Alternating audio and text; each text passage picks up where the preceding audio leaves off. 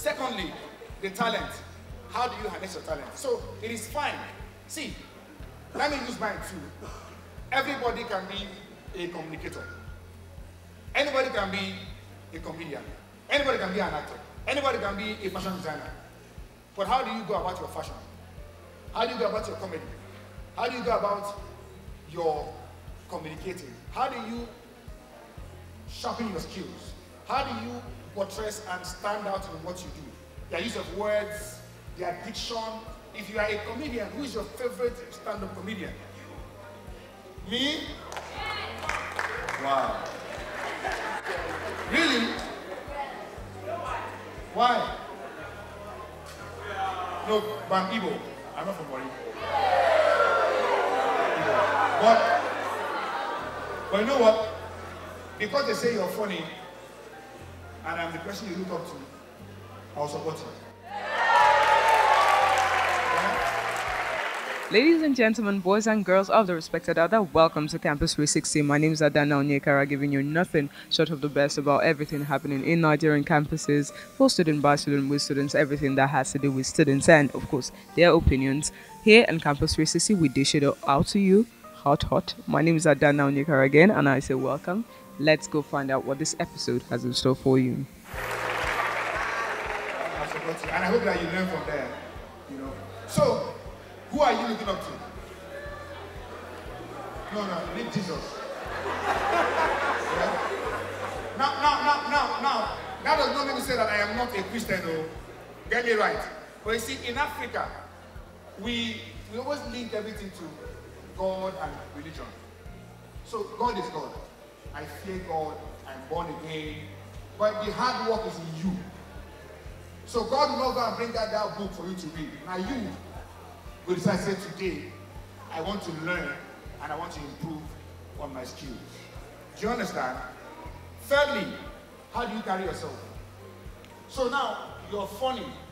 Your classmates know that you're funny. And you start being funny everywhere you go. Inside class, you are funny. Exam hall, you are funny. Write test, you are funny. Your results, you will be funny. Do you understand? So you need to know where to draw the line. Where to be funny, where to make sense, where to be serious, and where to do what you need to do. Because if you abuse it, if you're being funny everywhere you go, if you start to mass communicate everywhere you go, if you start to sow clothes for everybody you see, you won't find value again for what you do.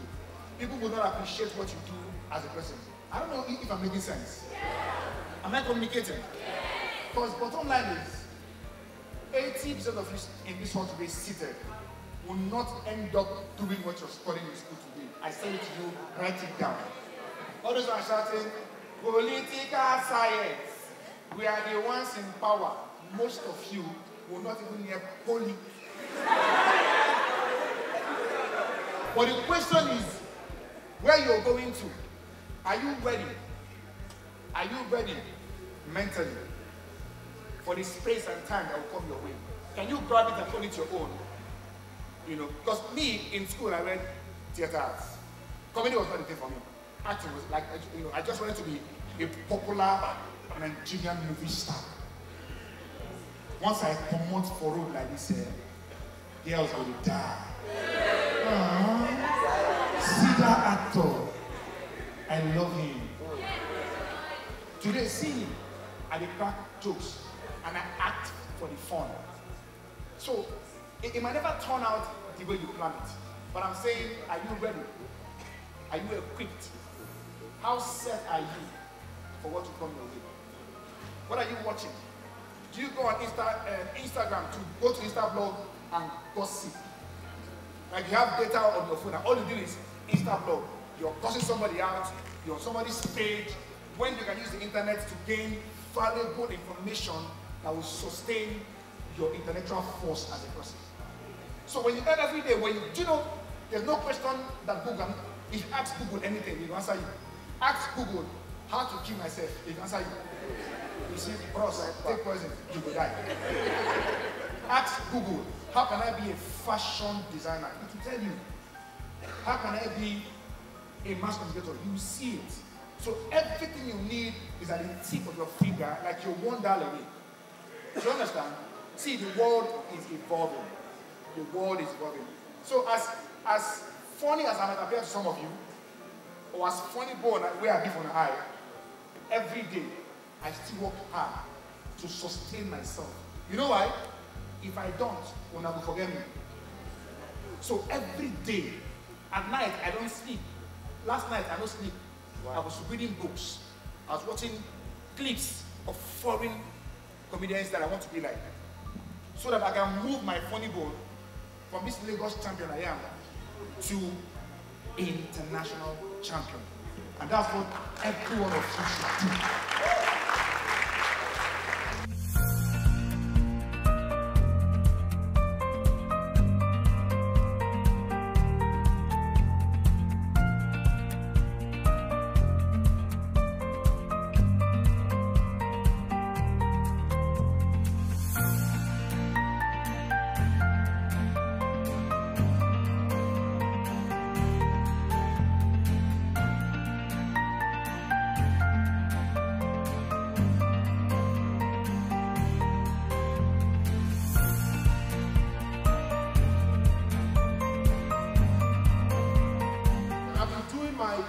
Show about 5 years, and I tell you that I have seen things happen that makes me know that everyone seated here is a potential. Now, okay, it's not that easy, but everyone seated here has the capacity to turn their lives around forever. 3 years ago in Yaba here, I went to interview somebody in Iwaya. That guy had a company, he had an idea then, and he was building the company right inside Iwaya here in Yaba. Today as we speak, that company is called Kobo 360. It has raised over $40 million. Now, it's not even the fact that he has raised money. It's the fact that 3 years ago, it was an idea that I went to interview them in Iwaya. Today, it's a business that is now in almost 9 African countries. So what is your excuse? So even though we have issues with data and all of that, you can use technology and change Nigeria the way you want it to be.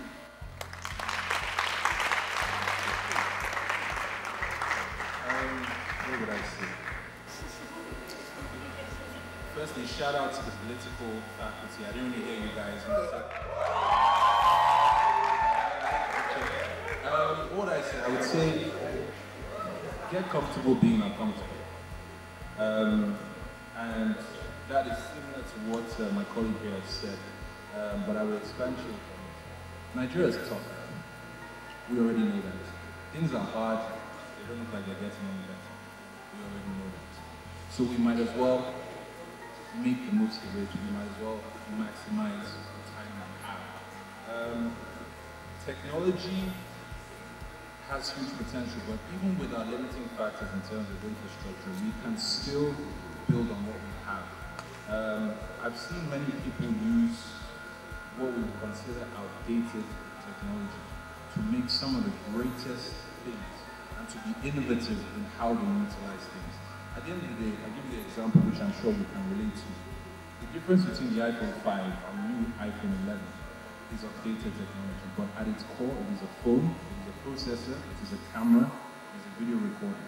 So the 5 does exactly the same thing that the 11 does, just better.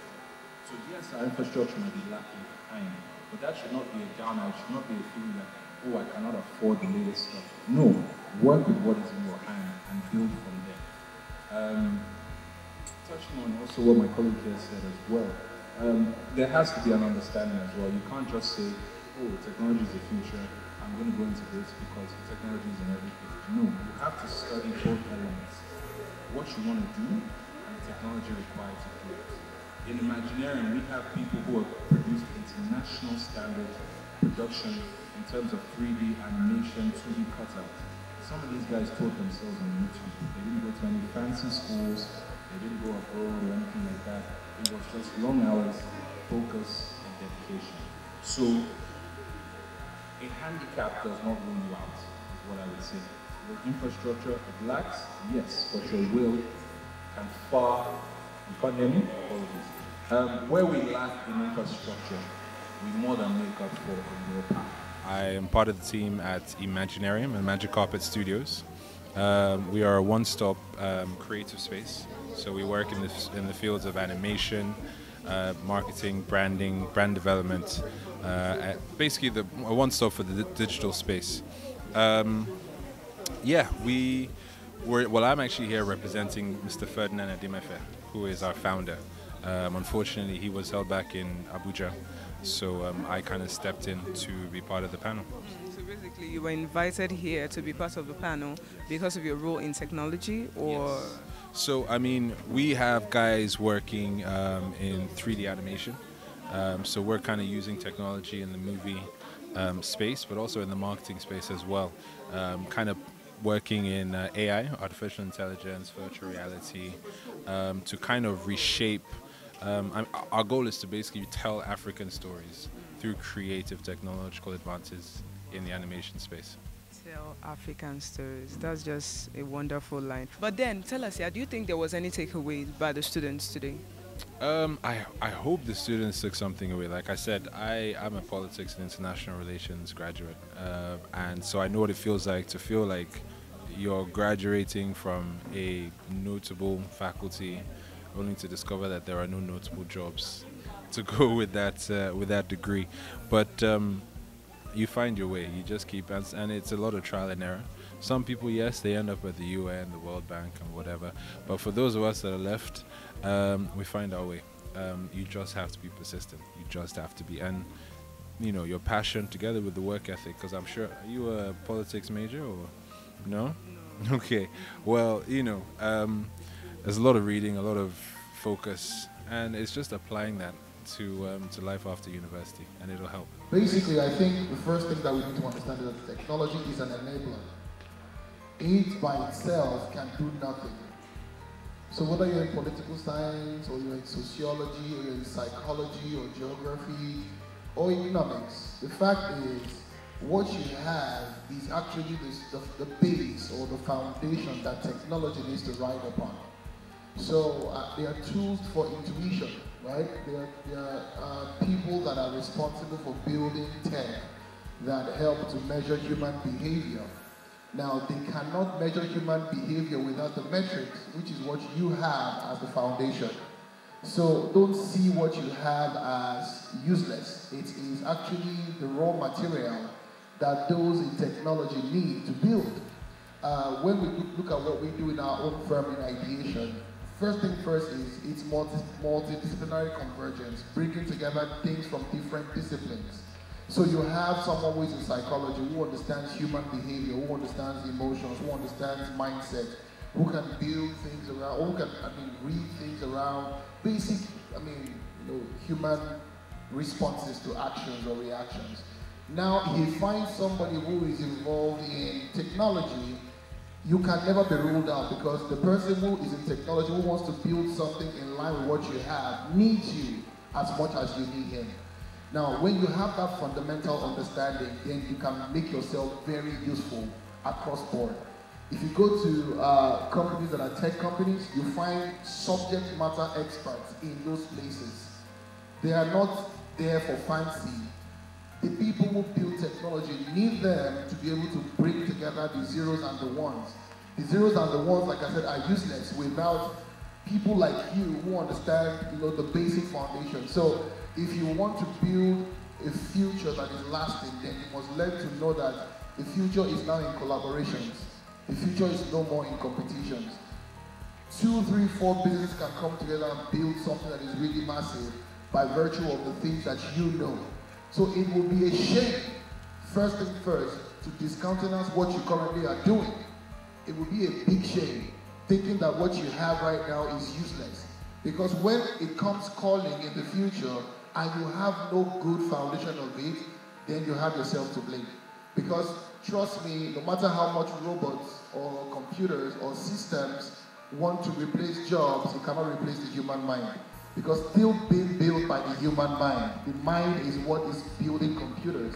So there is no way you want to tell me that a human being will become obsolete in the scheme of things as far as technology is concerned, right? So you need to start combining yourselves very closely with the things that are happening within your sphere. Let me tell you one funny part is that 10 years ago, the top 10 companies that you have today, or that you have then are not on that list today. And that is because the ones who were there then, at that time, chose to sleep and look away from technology. I mean, look at Nokia, for instance, or even Kodak. They used to be like the biggest companies in filmmaking. But now, iPhone is knocking them off the market. The same thing that they do excellently well, the same lenses they used to have that was a big deal, Carl Zeiss introduced into a phone. And the fact is, the phone is still a phone. That's where I'm going to. The phone's fundamental use is to make calls, right? But now you're bringing multiple disciplines into one singular pack, and it's becoming more compact. So your psychology, your physiology, your sociology, your social works, all of them coming together to create a singular solution is the future. So don't think yourself in isolation, think yourself as part of a bigger picture. Then we are in business.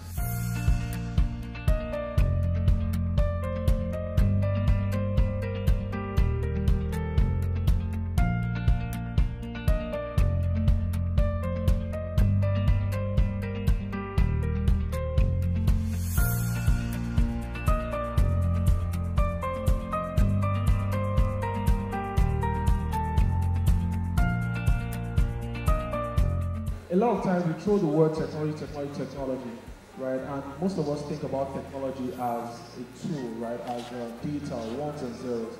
But the reality is that technology in itself, the definition of technology, and you can go check it out, it's a better way to do things.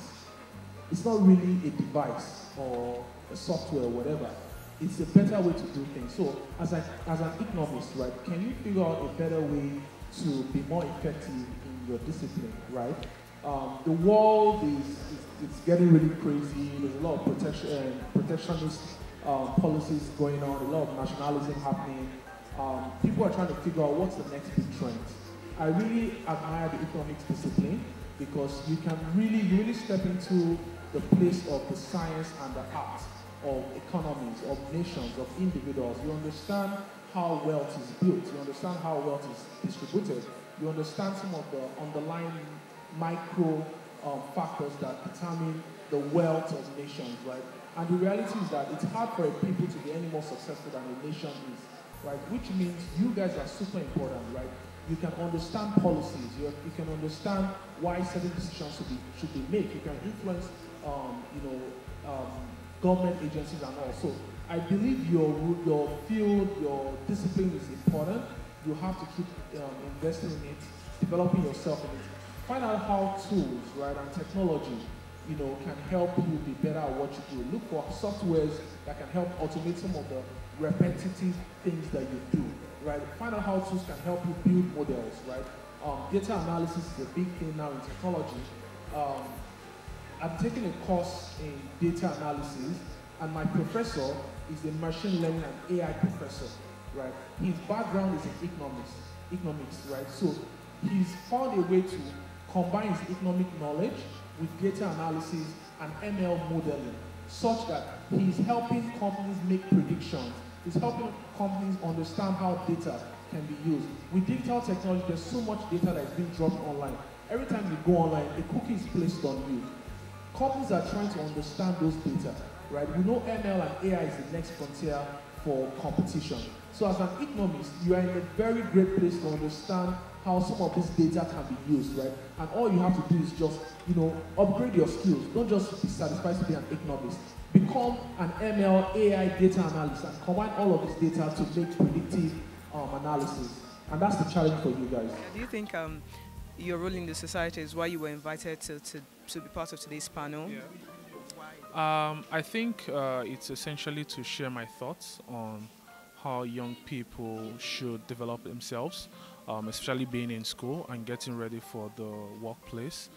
So essentially sharing some of my experience, my background, and just general advice to help them prepare and be ready for the world out there. You know, some people, they're like, God, I remember when I was in school, this school life is too stressful. You think this is the end of the world? Yeah. Try going out and facing the real world. But then, do you think there were any takeaways? Do you think there was any takeaways by the students? I would hope there are takeaways.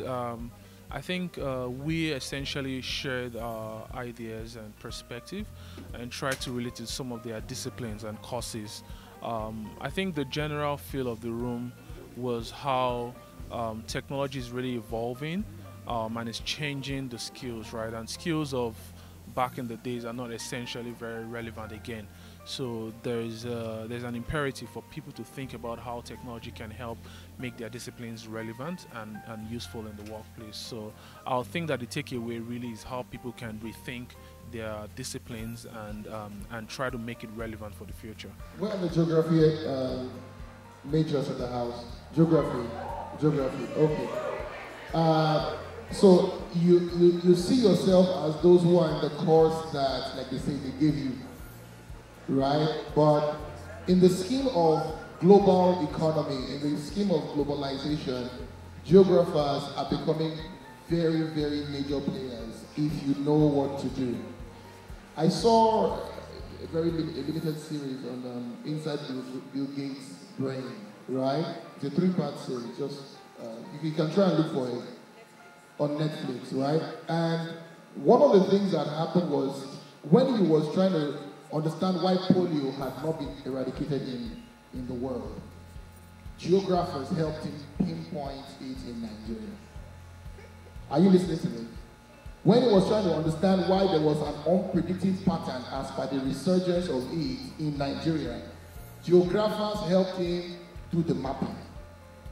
From outside the country, now that's number 2. When it was time to now administer vaccines across Nigeria, geographers who are into GIS, Geographical Information Systems, helped in mapping how the vaccines should be applied in a predictive format, ensuring that you have less and less reoccurrence of polio in Nigeria. Now, let me tell you the truth.